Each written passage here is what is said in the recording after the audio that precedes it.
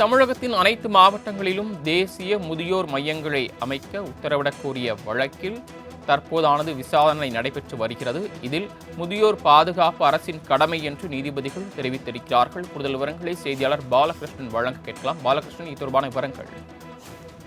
வணக்கம் சரவணன்.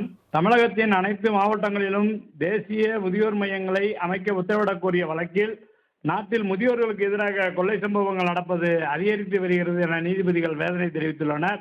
முதியோருக்காக அமைக்கப்பட்டுள்ள மையங்களிலும் அடிப்படை வசதிகள் முறையாக வழங்கப்படுவதில்லை, முதியோர்களை பாதுகாப்பது அரசின் கடமை எனவும் நீதிபதிகள் கருத்து தெரிவித்துள்ளனர்.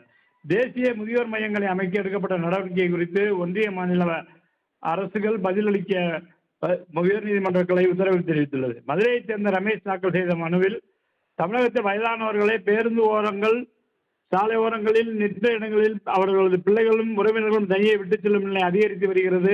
சுகாதார குறைபாடுகளால் உடல்நலக் குறைவு ஏற்பட்டு முதியோர் மிகவும் சிரமத்திற்கு ஆளாகின்றனர். தேசிய முதியோர் மையங்களை அமைப்பது தொடர்பாக ஏற்கனவே வழிகாட்டுதல்கள் உள்ளன.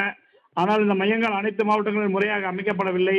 ஆகவே தமிழகத்தின் அனைத்து மாவட்டங்களிலும் தேசிய முதியோர் மையங்களை அமைக்க உத்தரவிட வேண்டும் என கூறியிருந்தார். இந்த வழக்கு நீதிபதிகள் எஸ்.எம்.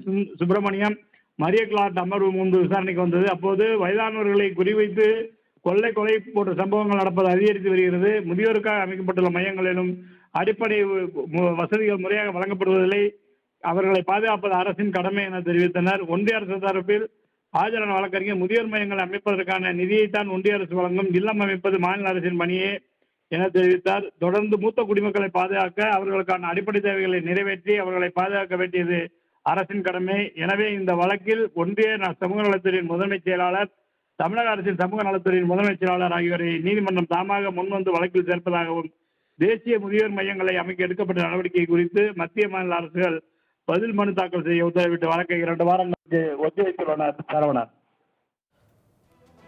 தாங்கள் வழங்கிய தகவல்களுக்கு நன்றி பாலகிருஷ்ணன்.